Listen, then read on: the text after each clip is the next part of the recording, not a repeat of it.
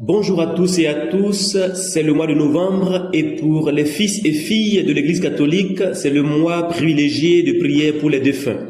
Bienvenue dans cet épisode de 3 podcasts pour parler de cette réalité. Aujourd'hui, nous allons d'abord nous attarder sur ce premier thème qui est le suivant, la réalité du purgatoire, foi de l'Église et fondement biblique. Comment faire pour comprendre ce que c'est que le purgatoire, son but et sur quelle base l'Église s'appuie pour l'enseigner. Et on se pose d'abord la question, si après la mort, Dieu nous offrait une dernière étape, une dernière possibilité pour purifier notre cœur avant de le voir face à face. Le purgatoire, souvent mal compris, n'est pas une punition, c'est une grâce. Un feu d'amour qui purifie ceux qui meurent sans l'amitié réelle, profonde et vraie avec Dieu, mais qui ne sont pas encore complètement détachés aussi de tout mal. Le catéchisme de l'Église catholique, en son numéro 1030, enseigne ceci. Ceux qui meurent dans la grâce de Dieu, mais imparfaitement purifiés, connaissent après leur mort une purification afin d'obtenir la sainteté nécessaire pour entrer dans la joie du ciel. Fin de citation. Qu'est-ce que le purgatoire donc? Le mot purgatoire n'appartient pas au langage biblique, mais la réalité spirituelle que ce mot exprime est bien présente dans la Bible. C'est le lieu du pardon achevé, où Dieu termine ce que sa grâce a commencé en nous. Dieu est amour et son amour ne peut tolérer dans notre cœur aucune trace de péché. Alors, avant de le voir face à face, il est nécessaire que nous soyons purifiés de tout ce qui n'est pas encore amour en nous. Alors, où trouve-t-on dans la Bible les éléments de cet enseignement, de cette doctrine sur le purgatoire? Nous allons citer avant tout, parce que nous sommes catholiques, le deuxième livre des Maccabées au chapitre 12, des versets 44 à 46, et je cite, selon la Bible Tob. S'ils n'avaient pas espéré que ceux qui étaient tombés ressusciteraient, il n'eût été superflu et sot, donc pas intelligent, de prier pour les morts. Mais s'ils considéraient que cette belle récompense est réservée à ceux qui s'endorment dans la piété, c'était là une pensée sainte et pieuse. Voilà pourquoi il fit faire pour les morts ce sacrifice expiatoire afin qu'ils fussent délivrés de leurs péchés. Fin de citation. Deuxième livre de Maccabées, chapitre 12, versets 44 à 46. Ce texte, reconnu par la tradition de l'Église, montre qu'il est saint et salutaire de prier pour les morts. Cela suppose qu'il existe un état où nos prières peuvent encore aider les fidèles défunts. Allons plus loin. Première lettre de Saint Paul apôtre aux Corinthiens, chapitre 3, versets 13 à 15.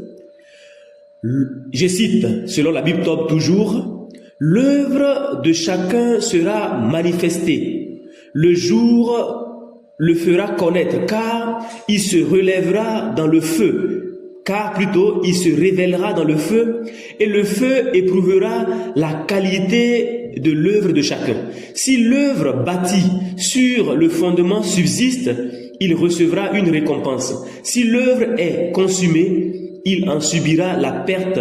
Lui-même sera sauvé, mais comme au travers du feu. Paul parle ici d'un feu purificateur qui ne détruit pas, mais qui sauve.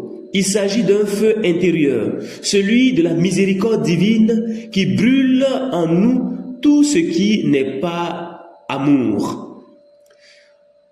Troisième texte biblique que nous pouvons citer, Matthieu chapitre 12, verset 32. Et selon la Tob, il est écrit ceci, « Quiconque dira une parole contre le Fils de l'homme, cela lui sera pardonné. Mais quiconque parlera contre l'Esprit Saint, cela ne lui sera pardonné ni dans ce monde, ni dans le monde à venir. Cela suppose qu'il y a certains péchés qui peuvent être pardonnés dans le monde à venir. Cela suppose un état intermédiaire entre le ciel et l'enfer, entre le ciel et le paradis. C'est bien ce que la foi de l'Église appelle purgatoire. Donc, il y a le péché contre l'Esprit Saint qui ne sera jamais pardonné. Mais Matthieu chapitre 12 verset 32 dit: mais quiconque parlera contre l'Esprit Saint, donc le péché contre l'Esprit Saint, cela ne lui sera pardonné ni dans ce monde, ni dans le monde à venir. Donc le péché contre l'Esprit Saint ne recevra le pardon ni ici, ni dans le monde à venir. Cela suppose que les autres péchés qui ne sont pas les péchés contre l'Esprit Saint peuvent être pardonnés ici et même aussi dans le monde à venir, dans le siècle à venir. Je pense que le texte est assez clair, il faut le lire attentivement. Si on s'en tient au passage biblique, voilà nombreux passages qui pourront nous aider à comprendre la base, le socle biblique de l'enseignement sur le purgatoire. Et du purgatoire, on peut dire la même chose comme de la Trinité. Le mot Trinité n'existe pas, mais en lisant la Bible, l'expression que nous utilisons est le reflet de quelque chose qui est profondément enraciné dans la Bible. Mais pour nous les catholiques plutôt, il y a à côté de la Bible, nous disons que la Bible n'est pas la seule autorité. La Bible est une autorité, mais il y a aussi le magistère et il y a aussi, la tradition de l'Église qui font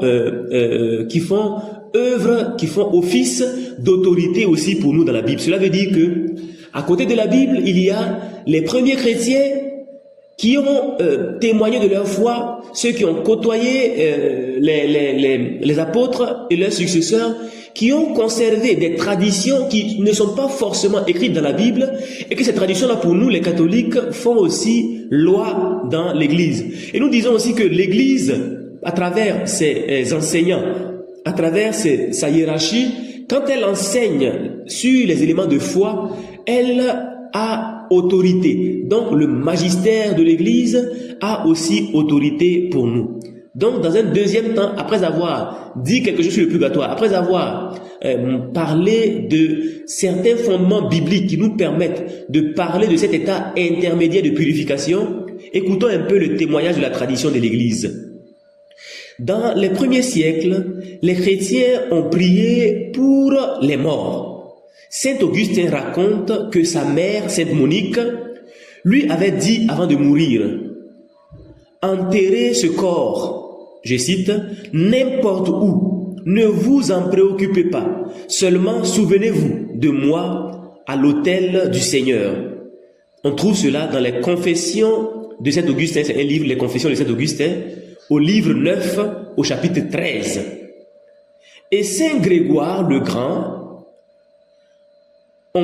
disait ceci: on peut soulager les âmes par le sacrifice de la Sainte Messe, les prières et les aumônes. Et ce n'est pas loin de ce que le catéchisme de l'Église catholique enseigne dans son numéro 1031, dans son paragraphe 1031, et je cite: l'Église appelle purgatoire cette purification finale des élus, tout à fait distincte du châtiment des damnés. Ça veut dire que le purgatoire, c'est la purification des élus. Ce n'est pas une punition des personnes condamnées. C'est la purification de ceux qui sont voués au ciel, au paradis. C'est une bénédiction que d'avoir un état intermédiaire, parce que quel est cet homme qui peut oser lever la main en disant qu'il quitte ce monde exempt de tout péché et exempt d'avoir fait du mal à quelqu'un qui pourrait être un frein à son accession à la félicité céleste. Donc, l'Église dit, je cite encore le catéchisme de l'Église catholique au paragraphe 1031, l'Église appelle purgatoire cette purification finale des élus, tout à fait distincte du châtiment des damnés. En fin de compte, qu'est-ce qu'on peut dire? Le purgatoire n'est pas une salle d'attente pour aller ailleurs. Le purgatoire n'est pas la salle d'attente du ciel, c'est l'atelier du cœur, c'est la purification où Dieu achève de nous rendre capables d'aimer comme lui.